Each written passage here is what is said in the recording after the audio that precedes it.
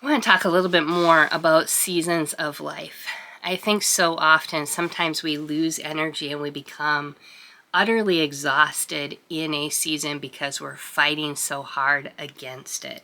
Instead of embracing it and being empowered by it, understanding that God is significantly doing something we can't see. I tell myself, if you can't see his hands working, you've got to trust his heart. Because sometimes I can't see the visibility of his hands saying, this is what it's going to be, this is what's going to come out of it, but I can trust his heart. I know that his heart is good. I know that his heart has promised me good things. I know that his heart sees me as a daughter. He knows me, he loves me, and he will never, ever fail me. His timing's different than my own. But even that I've found to appreciate as time goes on, going, God, you always show up on time. Your time is always the perfect time. So as I'm thinking about these seasons, I've been reading Ecclesiastes 3 and just really reflecting on it. In 3:1 it says, to everything there is a season, and a time for every matter or purpose under heaven. There's a season for the hard. There's a season for the ease. There's a season for the chaos. There's a season for the peace. There's a season where it's like, God, what are you doing? To a season of, God, I see what you did. Like, this is who you are. But it's not fighting against that season. It's going, God, in this season, what can I gain? What can I gain to see with new eyes, to hear with new ears, to have a fresh perspective and walk with the feet that you have given to me to walk in your purpose and stride forward in the things of God? What is it you have for me in this season? I don't want to miss it, God.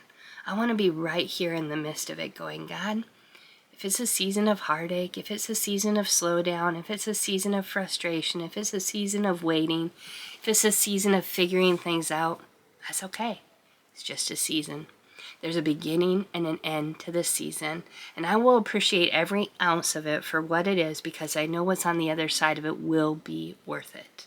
So it says a time to be born and a time to die, a time to plant and a time to pluck up what is planted, a time to kill and a time to heal, a time to break down and a time to build up, a time to weep and a time to laugh, a time to mourn and a time to dance, a time to cast away stones and a time to gather stones together, a time to embrace and a time to refrain from embracing, a time to get and a time to lose, a time to keep and a time to cast away, a time to rend and a time to sow, a time to keep silence and a time to speak, a time to love and a time to hate, a time for war and a time for peace. There is a time for everything. So if you are in a season of hard right now, lean into it. Ask God, which spiritual muscle in you is he further developing? I know that sometimes my faith muscles, they are weak and they need to be strengthened in ways that I didn't know they still needed to be strengthened.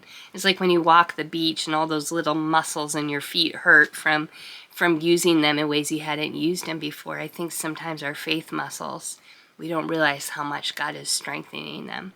To put our faith in one who is bigger than us, to put our faith in one who knows us, who sees us, who loves us, who's got a plan for us where all of it comes together and works together for the good of those who love them. I love him. So just cling to that. Stop fighting against this season that you're in. If it's a good season and you're enjoying it and you've got the fruit of your labor and it's a season of dancing for you or a season of joy for you, man, just enjoy it. Be empowered by it. Be filled up by it so that when the next season hits that's hard, you're filled up to overflowing and you flow into that season, not losing an ounce of energy or time, not wasting a moment because you're fixated on how hard it is, but you're so filled up with the joy from the previous season that you flow into it going, God, I know you got something good for me. I know you do. Just trusting him. Get your eyes on him, not on the season, not on the storm, not on what you're going to have to face in the storm, but on the one who's on the other side of the storm, the one who controls the storm, the one who says, I can say, be still, and it is still, the one who can calm any storm. Keep your eyes on him. He's got something for you through this, and I can promise you it's worth fighting for.